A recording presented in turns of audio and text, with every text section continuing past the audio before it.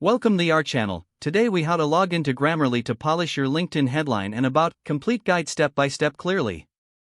Open your web browser and navigate to the Grammarly website. Once the home page loads, locate the login button at the top right corner of the page. Click on the login button. You will be directed to the login page. Here, enter the email address associated with your Grammarly account. In the next field, input your password. If you've forgotten your password, click on the Forgot Password link to reset it. After entering your email and password, click on the Login button again. Once logged in, look for the New Document button or similar option to start a new project. Click on it to open a new editing window.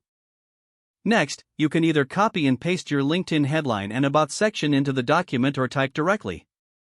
Grammarly will start checking your text for grammar and style errors automatically. Pay attention to the suggestions highlighted by Grammarly. You can click on each suggestion to see detailed explanations and choose to accept or ignore them. Review other writing enhancements offered by Grammarly, such as tone adjustments. Make necessary changes as you see fit. After polishing your headline and About section, it's time to export your edits. To do this, click on the Share button in the top right corner. Select the option to download or copy your polished text. Now, head over to your LinkedIn profile page. Click on the pencil icon to edit your headline and About section. Paste your polished text into the respective fields. Finally, save your changes by clicking on the Save button.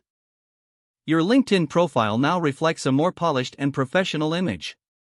If the page does not load, refresh the browser or try again in a private or incognito window. Make sure you are using the correct email address, then retype it carefully to avoid small typos. If your password is not accepted, use the Reset option and create a new strong password you can remember. Check your spam folder for verification or security emails, then complete any requested confirmation steps.